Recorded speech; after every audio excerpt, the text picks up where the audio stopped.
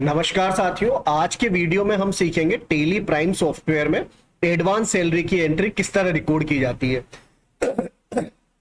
देखिए क्या होता है कि कई बार हम अपने बिजनेस में ऐसा होता है कि हमारा कोई एम्प्लॉय है जिसने एडवांस में सैलरी ली है, ठीक है। तो उसकी एंट्री आपको किस तरह से रिकॉर्ड करनी है। मान लीजिए हम मानते हैं कि यहाँ पे हमारे 3 एम्प्लॉय हैं, राहुल, सुनील और सौरभ, ठीक है। उसमें से एक एम्प्लॉय राहुल ने हमसे 3,000 रुपए एडवांस सैलरी के ले लिए। तो हमें ये एंट्री किस तरह चढ़ानी है। हमें जाना है वाउचर्स पे,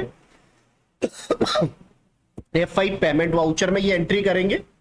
F2 से डेट डालेंगे, जो भी डेट होगी। मान लीजिए उसने हमसे 5 अप्रैल को एडवांस सैलरी ली, ये हमने 5 अप्रैल डाल दिया। अब एडवांस सैलरी का लेजर हमें क्रिएट करना पड़ेगा। अगर पहले से है तो कोई बात नहीं, अगर नहीं बना रखा है तो हमें क्रिएट करना पड़ेगा। हम अल्ट के साथ सी दबाते हैं, यहां से अल्ट के साथ सी, यहां हम लेजर बनाएंगे। एडवांस सैलरी या सैलरी एडवांस किसी भी नाम से बना लें। इसको ग्रुप देना है आपको लोन एंड एडवांस एसेट्स।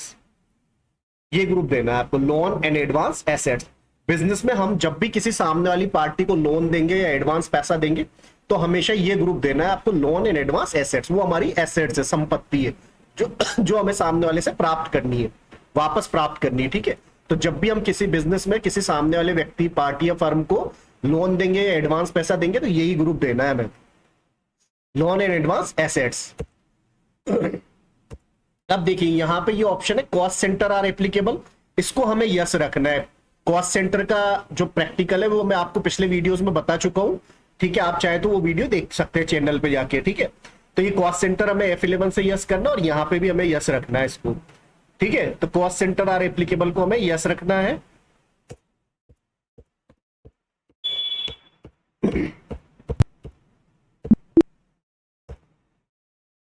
मान लीजिए हमने 3,000 रुपए एडवांस दिए सैलरी के। यहां हमें नाम देना है, किसको दिया हमने, राहुल को, ठीक है। जितने भी एम्प्लॉय उनमें से नाम सेलेक्ट कर लेना है हमें। हमने मान लो उसको नगद दिए तो हम यहां सेलेक्ट कर लेंगे कैश। अगर हमने बैंक से दिए हैं तो बैंक आ जाएगा यहाँ पे। डायरेक्शन लिखना चाहे लिख दे, बीइंग पेड एडवांस सैलरी।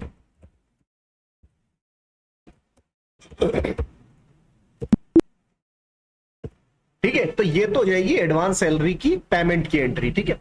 अब मान लीजिए हम उसको मंथ एंड में या नेक्स्ट मंथ में जब भी हम उसको सैलरी दे रहे हैं तो उस सैलरी में से हमें 3,000 रुपए एडजस्ट करने हैं। तो उसकी एंट्री हम किस तरह से रिकॉर्ड करेंगे, ठीक है। मान लीजिए हम मंथ एंड में 30 अप्रैल को हम सैलरी दे रहे हैं, ठीक है। तो ये एंट्री करेंगे हम जनरल वाउचर में, ठीक है। किस में करना है हमें, जनरल वाउचर। F7 से जनरल वाउचर ओपन होगा। फंक्शन की में आपको प्रेस करना है F7 और ये जनरल वाउचर ओपन हो जाएगा। F2 से डेट डालनी है, मान लीजिए मैंने डाल दिया यहाँ पे 30 अप्रैल, ठीक है। अब आपको क्या करना है कि सबसे पहले तो यहां लेना है आपको सैलरी एक्सपेंसेस का लेजर। मैंने आपको बताया कि हमारे 3 एम्प्लॉय है, तीनों की सैलरी मान लीजिए 30-30 हजार रुपए है, ठीक है। तो यहां तो आ जाएगा सैलरी एक्सपेंसेस का लेजर।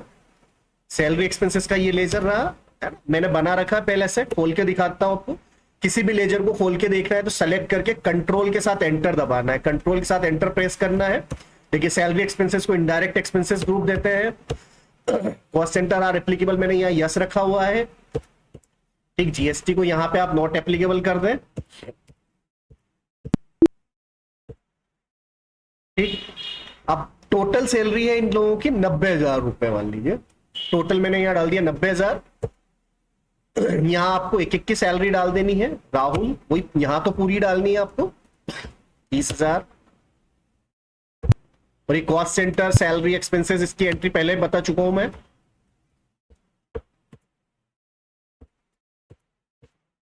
ठीक है। अब हमने राहुल को ऊपर तो 30,000 डाल दी, लेकिन हमने उसको 3,000 रुपए एडवांस दे रखे हैं, तो हमें उसका भी एडजस्टमेंट करना है ना।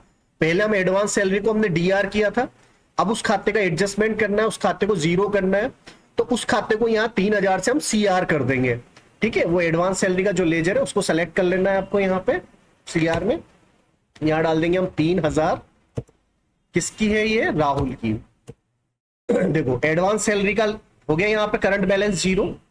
हमने पहले एडवांस सैलरी को डीआर किया था, यहाँ हमने एडवांस सैलरी को क्या कर दिया, पिछली एंट्री में एडवांस सैलरी को डीआर किया था, इस एंट्री में हमने एडवांस सैलरी को CR कर दिया 3,000 रुपए से। तो उसका बैलेंस हो गया यहाँ पे 0, वो खाता हो गया क्लोज। ठीक है, और किसका एडजस्टमेंट है? राहुल का।